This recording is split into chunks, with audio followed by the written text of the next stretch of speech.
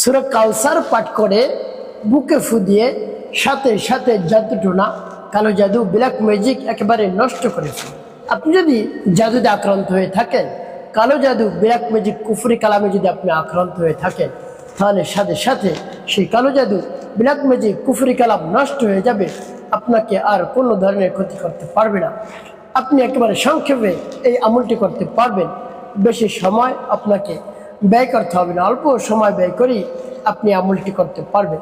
প্রিয় ভাই বোনেরা বলতে পারেন, বুঝি কেমন করে বুঝবো আমি জাদুতে আক্রান্ত? আপনি যদি দেখেন দিন দিন আপনি পরিবর্তন হয়ে যাচ্ছেন। কেমন পরিবর্তন? আপনি দুর্বল হয়ে যাচ্ছেন।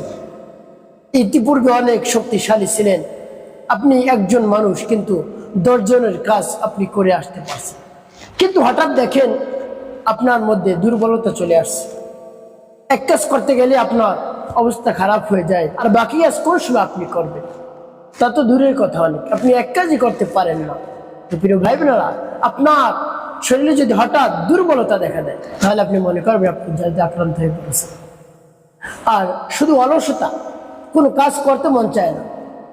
কেমন করে মন চাইবে কাজ করতে? আপনার শরীরে শক্তি নেই, দুর্বল হয়ে গিয়েছে, রোগা হয়ে গিয়েছে, এই জন্য কোনো কাজ করতেও মন চায় না। আর যদি মন চায় আপনি বেশি বেশি ঘুমিয়ে পড়েন, যে ঘুম থেকে উঠতে মন চায় না, আপনি ঘুমালেন তো ঘুমালেন, আর কোনো খবর নেই। ঘুমে আর পড়তে আপনার মন চায় না, ঘুমাতেই মন চায় সারাদিন। হ্যাঁ, তাহলে মনে করবেন আপনি জাদুতে আক্রান্ত হয়ে পড়েছেন। মানুষ শয়তানও জাদু করতে পারে, জিন শয়তানও জাদু করতে পারে। প্রিয় ভাই বোনেরা, তাই জাদু করা কঠিন না। অনেক সময় দেখবেন পুতুলের মধ্যে আলপিন ঢুকানো থাকে, তারপর সুই ঢুকানো থাকে, যার নাম নিয়ে এভাবে জাদু করবে সে একেবারে ক্ষত বিক্ষত হয়ে যাবে, সে একেবারে শেষ হয়ে যাবে। তারপর অনেক সময় দেখা যায় লেবুর মধ্যে সুই ঢুকানো থাকে, তাহলে মারাত্মক জাদু, মানুষ মৃত্যুবরণ করতে পারে। যার নাম নিয়ে এইভাবে করবে সে মৃত্যুবরণ করতে পারে। এখন বলতে পারেন জাদুটা নাকি আছে? অবশ্যই আছে। আল্লাহ হাবিব সাল্লাল্লাহু আলাইহি ওয়াসাল্লামকে জাদুটোনা করে ক্ষতি করেছে, তিনি অসুস্থ হয়ে পড়ছেন। তো আমরা তো দূরের কথা, জাদুটোনা অবশ্যই আছে, কালো জাদু, ব্ল্যাক ম্যাজিক রয়েছে। তো প্রিয় ভাই বোনেরা, তার থেকে আমাদেরকে মুক্তি পেতে হবে।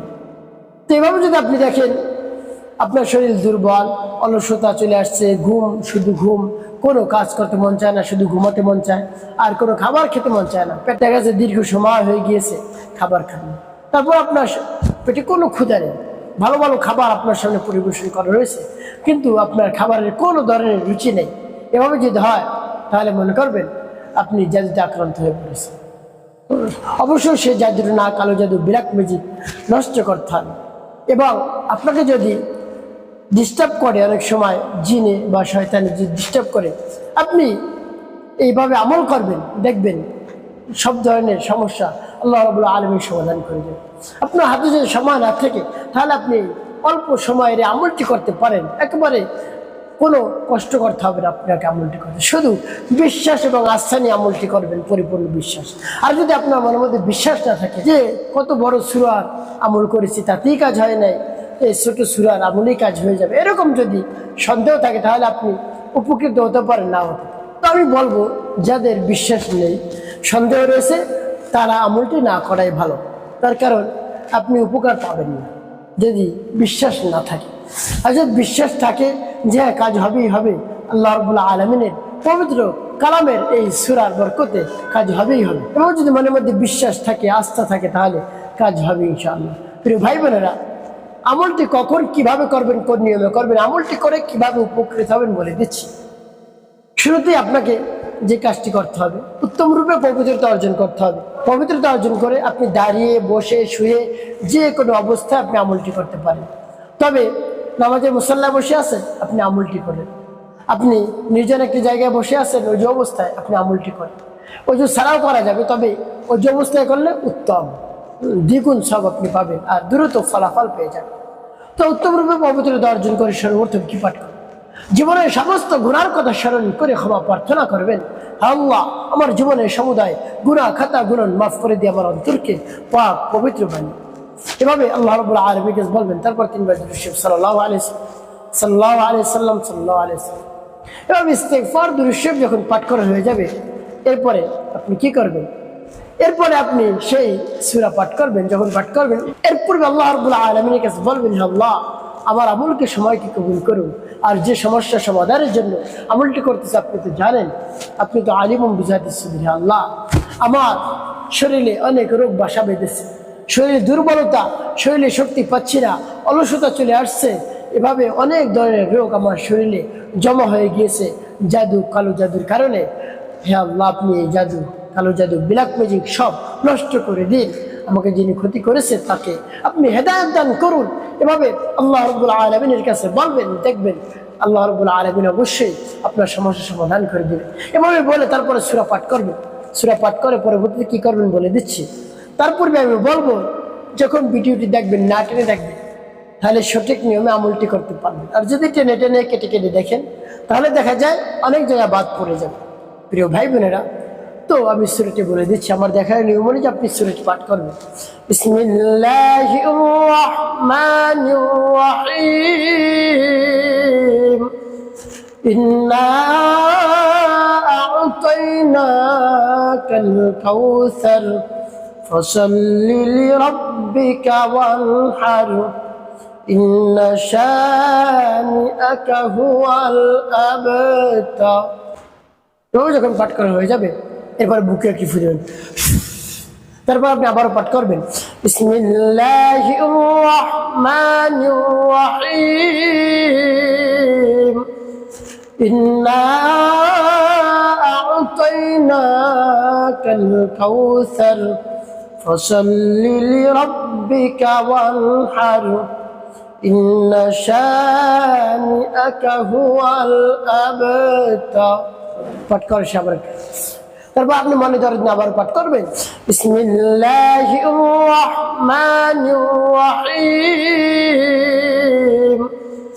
ইন্না আ'তাইনাকাল কাউসার ফাসাল্লি লিরাব্বিকা ওয়ানহার ইন্না শানিআকা হুয়াল আবতার। পাঠ করে আবার প্রিয় ভাই বোনেরা, কতবার পাঠ করবেন? এভাবে গুনে গুনে আপনি পাঠ করবেন, 3 বার পাঠ করবেন। এভাবে 3 বার পাঠ করে 3টি ফু শরীরে দিবেন।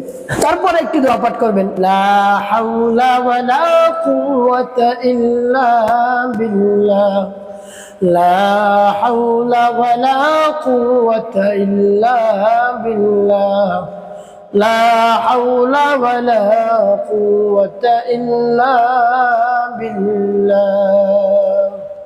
এভাবে যখন পাঠ করা হয়ে যাবে, এরপর আপনি ফু দিবেন একটি। শেষে 5 বার দুরূদ ইব্রাহিম পাঠ করবেন, আল্লাহুম্মা সাল্লি আলা মুহাম্মাদ ওয়া আলা আলি মুহাম্মাদ কামা সাল্লাইতা আলা ইব্রাহিম ওয়া আলা আলি ইব্রাহিম ইন্নাকা হামিদুম মাজিদ।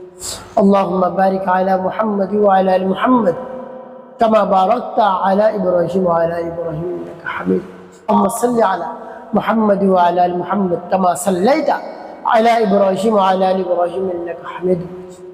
আল্লাহুম্মা বারিক আলা মুহাম্মাদ ওয়া আলা আলি মুহাম্মাদ كما باركت على إبراهيم وعلى آل إبراهيم إنك حميد.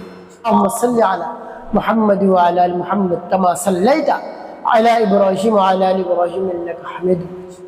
اللهم بارك على محمد وعلى آل محمد كما باركت على إبراهيم وعلى آل إبراهيم إنك حميد.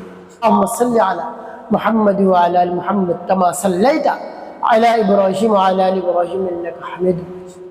اللهم بارك على محمد وعلى آل محمد كما باركت على إبراهيم وعلى آل إبراهيم إنك حميد. اللهم صل على محمد وعلى آل محمد كما صليت على إبراهيم وعلى آل إبراهيم إنك حميد. اللهم بارك على محمد وعلى آل محمد كما باركت على إبراهيم وعلى آل إبراهيم إنك حميد. এভাবে যখন দুরূদ ইব্রাহিম পাঠ করা হয়ে যাবে, এরপর আপনি ফু দিবেন। এভাবে আপনি আমলটি করছেন। ওই স্থানে বসে আল্লাহ রাব্বুল আলামিনের দরবারে হাত উত্তোলন করবেন, আল্লাহ, আমি যে সমস্যায় পড়ে গিয়েছি আপনি তো জানেন, আমার সমস্যার সমাধান করে দিন। আমি জাদুতে আক্রান্ত হয়ে পড়েছি, কালো জাদু, ব্ল্যাক ম্যাজিক, কুফরি কালামে আমি আক্রান্ত হয়ে পড়েছি, আপনি আমার এই সমস্যার সমাধান করে দিন। এভাবে রব্বুল কারীমের কাছে মন খুলে প্রাণ ভরে বিশ্বাস নিয়ে বলবেন, অবশ্যই আল্লাহ রাব্বুল আলামিন আপনার সমস্যার সমাধান করে দেবেন। একটি কাজ করতে হবে, 5 ওয়াক্ত নামাজ আপনাকে আদায় করতে হবে, মানুষের খেদমতে কল্যাণে কাজ করবেন, অবশ্যই আপনার জীবন হবে সুখময় এবং শান্তিপূর্ণ বিষয়।